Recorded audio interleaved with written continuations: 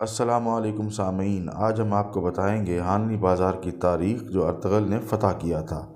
ہانلی بازار، جسے اب گرینڈ بازار بھی کہا جاتا ہے اور ترک اسے ہانلی بازار کہتے ہیں، یہ پوری دنیا میں سب سے بڑا اور سب سے پرانا بازار ہے جو استنبول میں واقع ہے۔ یہ دنیا کا سب سے بڑا اور قدیم احاطہ کرتا بازار ہے۔